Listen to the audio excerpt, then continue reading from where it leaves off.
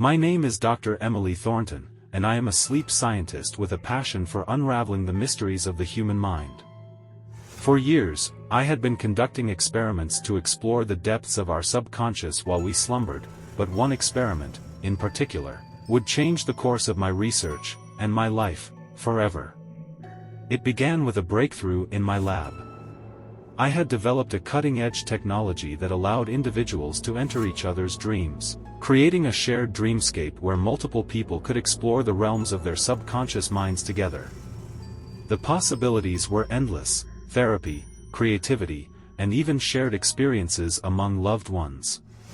It was an unprecedented leap in the field of dream research. I assembled a small team of volunteers, all eager to take part in the Dreamscape experiment.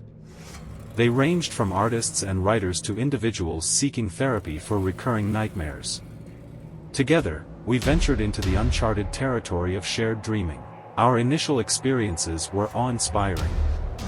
We explored fantastical dreamscapes filled with vivid colors and surreal landscapes.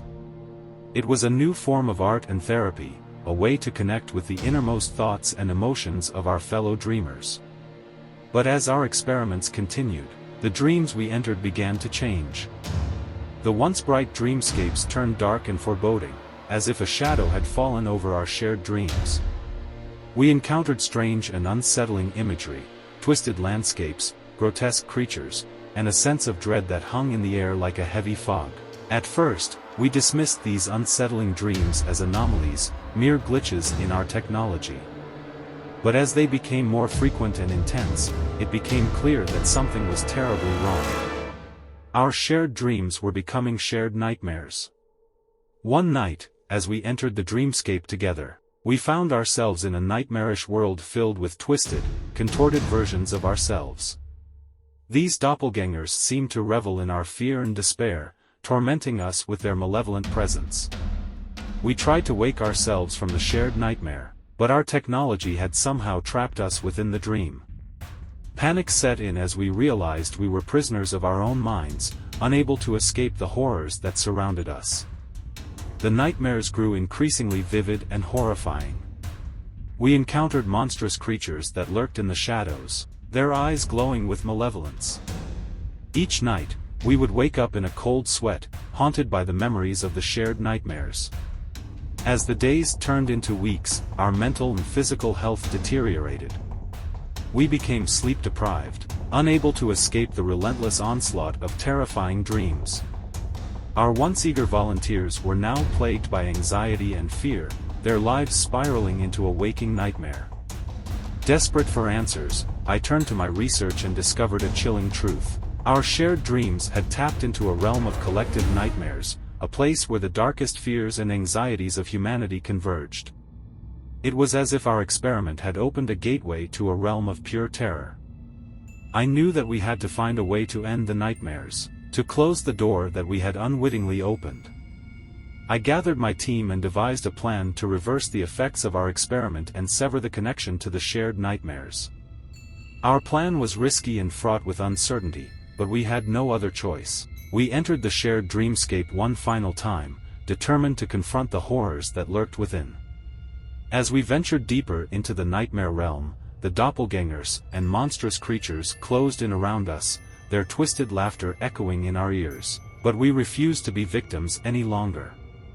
With every ounce of our collective willpower, we summoned the strength to confront our fears head-on. We faced our doppelgangers, our monsters, and the nightmarish landscapes that had tormented us for weeks. In a climactic battle of wills, we fought to reclaim our dreams and banish the nightmares that had held us captive. It was a battle of mind over matter, a struggle for our very sanity. As the nightmare realm began to crumble around us, we felt a surge of relief and triumph. Our shared dreamscape began to shift once more, returning to the vibrant and surreal landscapes we had first encountered. But the scars of our shared nightmares remained. We had glimpsed the darkest corners of our own minds and the collective fears that bound us together. The experience had changed us, leaving us haunted by the knowledge that our dreams were not always a sanctuary but could also become a realm of unspeakable horror. We ended the Dreamscape experiment, dismantling the technology that had brought us to the brink of madness. The volunteers, though forever changed, slowly began to recover from their ordeal. As for me, I couldn't shake the feeling that we had unlocked a door to a realm of darkness that should have remained closed.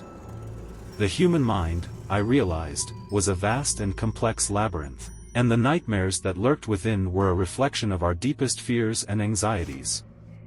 I continued my research, determined to understand the boundaries of the human mind and the power of our dreams. But the shared nightmares of the Dreamscape experiment would always serve as a haunting reminder that some doors should never be opened, and some secrets should remain buried in the depths of our subconscious.